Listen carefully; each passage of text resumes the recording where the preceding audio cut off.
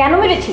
এমনিতে তো 1 ঘন্টা পরে এসেছিস, তুই জানিস না খাবার না পেলে আমার মাথাটা পুরো নষ্ট হয়ে যায়। আর আমার মাথা যখন নষ্ট হয় না আমি হুঁশে থাকি না, কবে যে তোকে মেরে লাশ বানিয়ে দেয় আমি জানি না। এই তোর আসার টাইম কয়টা? 10টা। তুই এসেছিস কয়টায়? 11টায়। এই তুই পুরো 1 ঘন্টা লেট করে এসেছিস। তোকে কি আমি এজন্য বেতন দিই যে যাতে তুই প্রত্যেক দিন লেট করে আসিস? মাগো, আমার পোলাটা অসুস্থ, পেটে ব্যথায় কষ্ট পাইতেছে, তাই ওর একটু ডাক্তার কাছে ডাক্তার দেয়, ওষুধ না খাওয়াইয়া ওর আমি বাসায় রেখে তারপর আমি কাম করতে আইছি। আপনি কোনো চিন্তা করেন না, আপনার সব কম আমি সময় মতো করে দিব।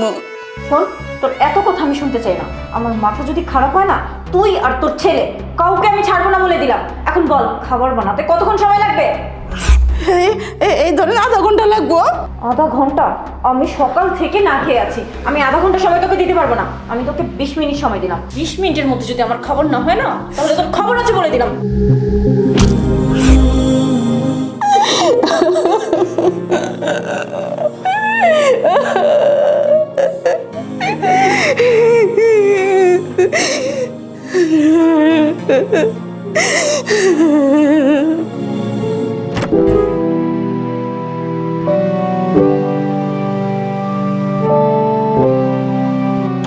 আরে রহিমা খালা, আসসালামু আলাইকুম। ওয়ালাইকুম আসসালাম মা। কেমন আছো খালা তুমি? এই তো মা ভালো আছি, আপনি ভালো আছেন? ভালো আছি। তা তোমার ছেলের কি অবস্থা, পড়াশোনার কি খবর? হ হ, ও ভালো পড়াশোনা করতেছে। আচ্ছা মা, আমি বাজার যে আমার দেরি হয়ে যেতেছে গা।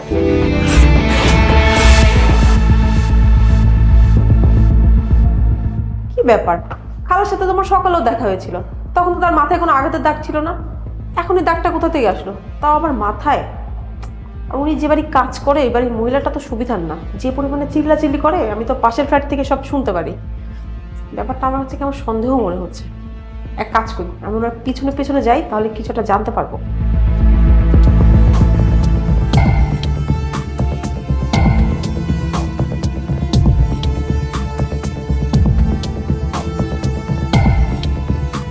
হ্যাঁ বাবা, তুই এখানে আচ্ছা চল বাসায় চল। আচ্ছা মা চলো। মা তুমি মাথায় ব্যথা পেয়েছো কি করে? না বাবা, ও কিছু না, ওই সিঁড়ি মুছতে যে পা পিছলে পড়ে যে আমি এখানে ব্যথা পাইছি। মা তুমি কেন মিথ্যা কথা বলছো? তোমাকে আবারও আজকে ম্যাডাম মেরেছে। আমি বুঝি না তুমি ওই বাসায় কেন কাজ করো। তুমি ওই বাসার কাজ ছেড়ে দাও। হ্যাঁ, আমি কাজ ছেড়ে দিব। আমি কাজ ছেড়ে দিলে সংসার চলবো কিভাবে, আর তোর পড়ালেখা কিভাবে চলবো? তুই তার কিছু করিস না, আমার তো কাজ করে সংসার চালাইতে হয়, আমার কাজ করাই লাগবো। তুই বড় হয়ে কিছু কর, পড়ালেখা শেষ করে কিছু কর, তখন আমি কাজ কাম ছেড়ে দিমু। কিন্তু তোর কিছু হওয়ার আগে তো আমার কাজ করাই লাগবো, তাই না? করা লাগবো না? মা তুমি কোনো চিন্তা করো না, তোমার ছেলে এখন থেকে কাজ করবে।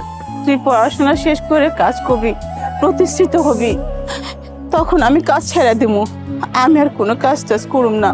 হ্যাঁ মা, তোমাকে আমি কথা দিচ্ছি, আমি পড়াশোনা করে প্রতিষ্ঠিত হব।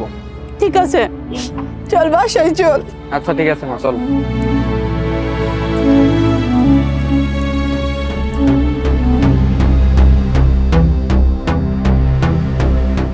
এই ওঠ। কিসে মা, একটা তো রাইগে আসেন কি লেগে? এই তুই আমাকে না জিজ্ঞেস করে আমার ড্রিঙ্কস কোন সাহসে খেয়েছিস? তুই জানিস ওই ড্রিঙ্কসের দাম কত? জীবনে চোখে দেখেছিস? মা গো, অনেকদিন ধরে দেখছিলাম ওটা পয়রা আসছিল, আর আমার মাথাটা যেন কেমন ঘোরাইতেছে, এর লেগে আমি একটুখানি নিয়ে খাইছি মা। ও আচ্ছা, তুই এখন আমার ফ্রিজ খোঁজাখুঁজি করে দেখিস কি আছে আর কি নেই। তোর এত সাহস কি করে হয় বলতো? এই তুই কিন্তু অনেক বেয়াদব হয়ে গেছিস। আর তুই আমার জিনিসপত্র এখন চুরি করে খাওয়া শুরু করেছিস। মা গো, আমার ভুল হয়ে গেছে, আমি আপনার না করে আর খামো না মা, আমার মাফ করে দে।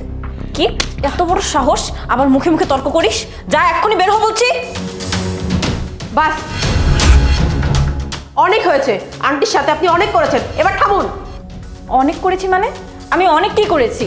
আর তাছাড়া এই মহিলাটা প্রত্যেক দিন লেট করে আসে, আমার কোনো কাজই ঠিক মতো করতে পারে না। ওকে আমি কেন রাখবো? ওকে আমি প্রত্যেক মাসে ঠিক টাইম মতো স্যালারি কী কারণে দেই? যাতে আমার সব কাজকর্ম ঠিকঠাক মতো করতে পারে। কিন্তু ও তো আমার কোনো কাজ ঠিকঠাক মতো করতে পারে না, আমাকে খাবারটা পর্যন্ত ঠিকঠাক মতো দেয় না। ওকে কি আমি সাজিয়ে রাখার জন্য এখানে রেখেছি? কাজ করতে পারে না, এখন বের করে দিচ্ছি। শোনো তানিয়া, উনি জাস্ট তোমার বাসার কাজের লোক, তাই বলে কি তুমি ওনাকে মারধর করবে, ওনার গায়ে হাত তুলবে? তো তোমার মধ্যে কোনো মনুষ্যত্ব বোধ নেই। উনি তোমার বাড়ির সমস্ত কাজ করে তোমাকে সাহায্য করে, তোমার তার প্রতি কৃতজ্ঞ থাকা উচিত। তা নয় তুমি ওনার উপর এরকম হাত তোলো, এরকম বাজে ব্যবহার করো। শোনো, সোসাইটির সবাই তোমার ব্যবহার সম্পর্কে জেনে গেছে, আর এই অন্যায় আমি আর হতে দেবো না, বুঝতে পেরেছো তুমি? দেখেন, আপনি যেখান থেকে এসেছেন সেখানে ফেরত চলে যান। অন্যের বাসায় এসে উকি দেওয়ার তো কোনো দরকার নেই। আর নিজের কাজে মন দেন, ঠিক আছে? এখান থেকে বের হন বলছি। শুনুন, আপনার পাশে উকি ঝুঁকি মারার কোনো ইচ্ছা আমার নেই, ঠিক আছে? আপনি যে ওনার সাথে তো বাজে ব্যবহার করেন, ওনার সাথে তো চিল্লাচিল্লি করেন, এটা সোসাইটির সবাই জেনে গেছে। আর এরকম যদি রেগুলার চলতে থাকে তাহলে সোসাইটির মানুষের উপর কেমন প্রভাব পড়বে আপনি বলেন। আর সেজন্য আমরা একটা ব্যবস্থা নিব, আর আমি পুলিশকে কল করে দিয়েছি, পুলিশ এসে আপনার শাস্তির ব্যবস্থা করবে। কি ভেবেছেন এত কিছু করে পার পেয়ে যাবেন? পুলিশ এখানে কি করছে? হ্যাঁ পুলিশ, এবার থানায় চলুন। না না, প্লিজ আমাকে ক্ষমা করে দিন। আমি আর কখনো ওনার সাথে খারাপ ব্যবহার করব না। আমি ওনার সাথে ভালো ব্যবহার করবো আর কাজেই রাখবো। আপনার যা বলা আছে আপনি থানায় গিয়ে বলুন। আসুন।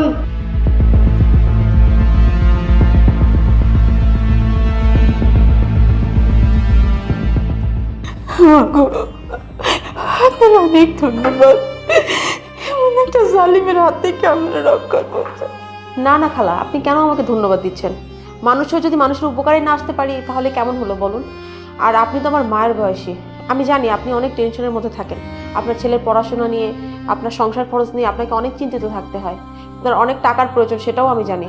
আর খালা, আরেকটা কথা, আপনি কাল থেকে আমার বাসাতেই কাজ করবেন। আমারও একটা কাজের লোকের দরকার ছিল, আর সারাদিন বাসায় আমি একাই থাকি। আপনি কাল থেকে চলে আসবেন আমার বাসায়। কেউ কারোর জন্য এত করেন না, আজকে আপনি যে আমার জন্য করলেন।